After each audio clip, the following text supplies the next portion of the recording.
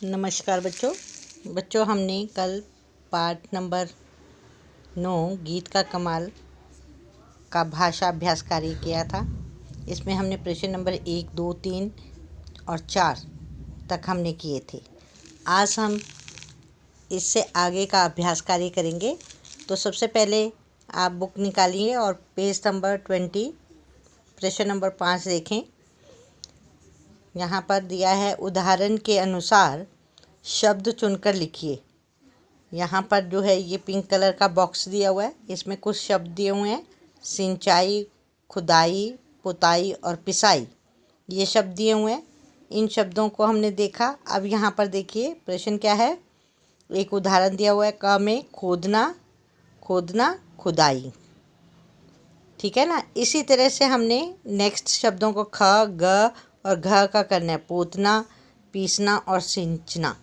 इनका हमने इन शब्दों में से यहाँ से ढूंढकर जो ठीक शब्द बनता है उसको हमने यहाँ पर लिखना है। जैसे पोतना का पुताई ऊपर से यहाँ पर हमने लिख दिया। पोतना को क्या बोलते हैं? पुताई। जिस तरह से खोदना को खुदाई बोलते हैं, इसी तरह से पोतना को पुताई बोलते हैं। नेक्स्ट है पीसने को क्या बोलता है? पिसाई। यहाँ से ऊपर से लिया, पिसाई। नेक्स्ट है घ, सींचना को सिंचाई। क्या लिखा हमने? सिंचाई। ना कि बिंदु लगाना बहुत ज़रूरी है, क्योंकि आपको बताया था बिंदु, चंद्र बिंदु, इनको अगर नहीं लगाते तो शब्द का अर्थ भी बदल जाता है ना। तो इसलिए आपने इन चीज़ों में ध्यान देने कि कहाँ बिंदु लग रही है, कहाँ चंद्र बिंदु लग रही है। तो क्या आ जाएगा? सिंचाई। आप आ जाइए नेक्स्ट पेज पर, 21 पेज पर। प्रश्न नंबर 6, मोटे काले शब्द के उल्टे अर्थ वाले शब्द से वाक्य पूरे कीजिए। उल्टे अर्थ बताने हैं। ये यहाँ पर एक बॉक्स दिया हुआ है। बॉक्स में लिखा हुआ है दिन, उदास, आसान, पूरी। अब यहाँ पर वाक्य दिए हुए हैं। वाक्य में काले शब्द दिए हुए हैं, इनका हमने उल्टे शब्द बनाने हैं, जो कि हम ऊपर से हमें जो ये हेल्प बॉक्स दिया हुआ है उसमें से देखकर भी लिख सकते हैं। वैसे अगर आपको आते हैं तो तब भी लिख सकते हैं आप। जैसे मुझे आधी रोटी नहीं डैश रोटी चाहिए। आधी का क्या होता है? पूरी। तो क्या आएगा? मुझे आधी रोटी नहीं पूरी रोटी चाहिए। हमने यहाँ से ऊपर से लिखा पूरी रोटी चाहिए। नेक्स्ट ख, नेहा रात डैश पढ़ती रहती है। रात का दिन, हमने क्या लिया? दिन। नेहा रात दिन पढ़ती रहती है। नेक्स्ट ग, बारिश होने पर सभी बच्चे खुश थे, केवल साहिल डैश था। खुश का क्या होता है? उदास। बारिश होने पर सभी बच्चे खुश थे, केवल साहिल उदास था।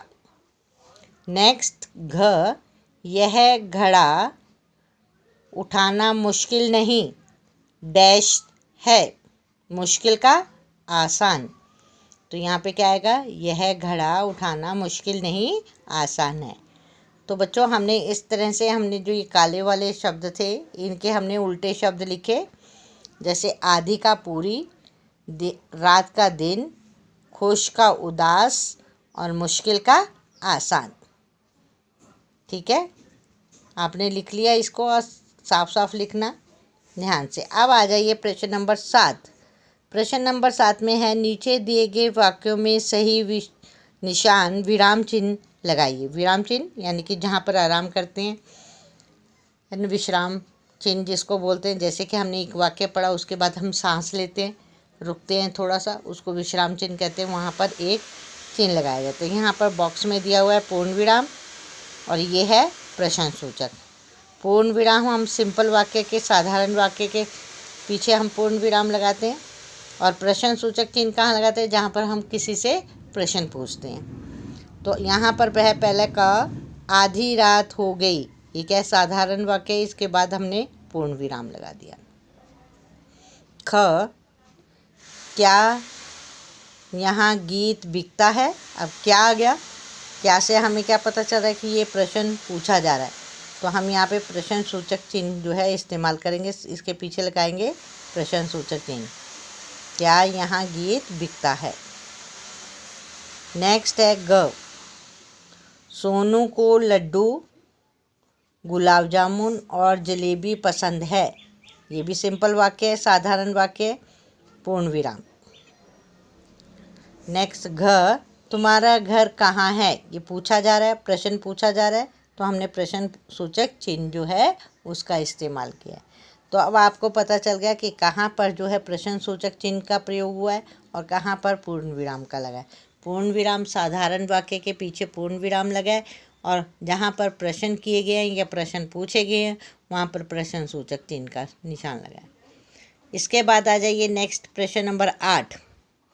नीचे दिए गए जवाब आपको जिन प्रश्नों से मिलेंगे उन्हें लिखिए।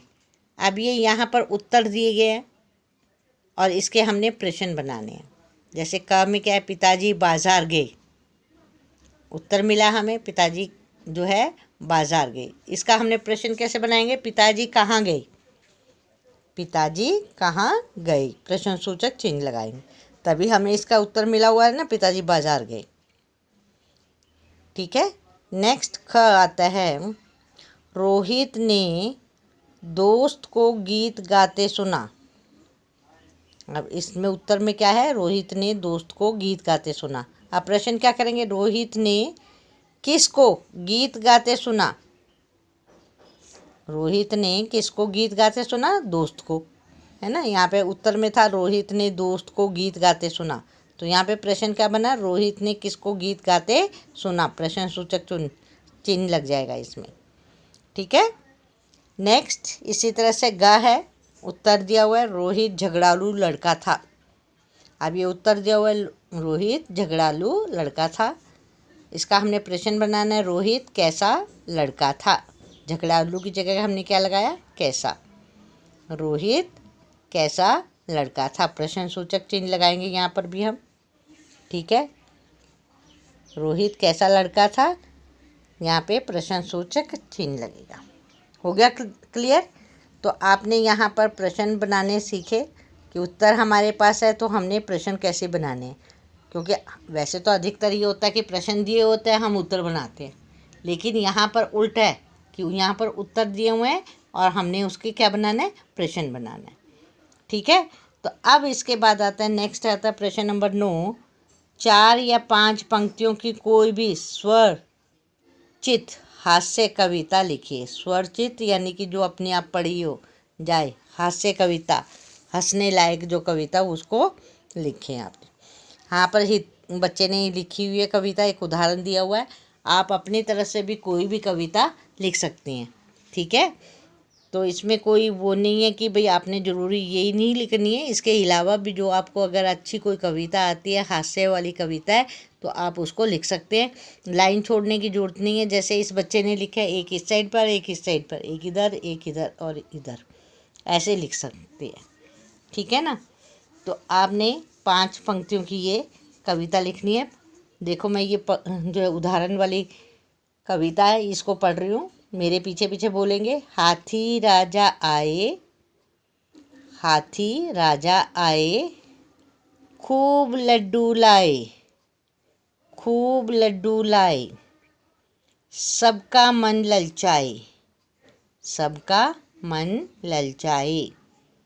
हाथी गिरा धड़ाम, हाथी गिरा धड़ाम, सारे लड्डू का हो गया काम तमाम, सारे लड्डू का हो गया काम तमाम। ठीक है। बन गई एक कविता हाथ से। फिर से पढ़ के सुना रही मैं। हाथी राजा आए, खूब लड्डू लाए, हाथी राजा आए, खूब लड्डू लाए, सबका मन ललचाए, सबका मन ललचाए। हाथी गिरा धड़ाम, हाथी गिरा धड़ाम, सारे लड्डू का हो गया काम तमाम, सारे लड्डू का हो गया काम तमाम। इस प्रकार से इस बच्चे ने ये 5 पंक्तियों की कविता लिखी। आप अपनी तरफ से भी कोई भी कविता लिख सकते हैं और पढ़कर देखो, जिसमें खूब मज़ा आ रहा होगा आपको। इससे भी अच्छी अच्छी कविताएं जो हैं आपके पास होंगी, उनको लिख सकते हो आप। तो आज बच्चों हमने जो है इस पाठ का हमने प्रश्न नंबर 5, 6, 7, 8 और 9 किया। 6 में हमने शब्द को चुना कि जो है शब्दों के अनुसार हमने लिखा कि इस शब्द को खोदना को जैसे खुदाई बोलते हैं तो और शब्दों को क्या बोलेंगे। फिर उसके बाद हमने उल्टे शब्द वाले वाक्य पूरे किए थे, उल्टे शब्द के अर्थ से वाले शब्दों से। फिर उसके बाद हमने विराम चिन्ह का इस्तेमाल किया कि कहाँ पर साधारण वाक्य है तो पूर्ण विराम लगता है और क्वेश्चन जहाँ प्रश्न पूछा गया है वहाँ पर प्रश्न सूचक। फिर उसके बाद हमारे पास उत्तर दिए हुए थे, उन उत्तर से हमने प्रश्न बनाए थे और लास्ट में हमने जो है एक कविता, हास्य कविता लिखी जो कि हमारे द्वारा बनाई गई थी, हमने जिसकी रचना की थी। तो ठीक है, तो हम कल जो है बच्चों फिर मिलेंगे एक नई वीडियो के साथ। तब तक के लिए नमस्कार बच्चों।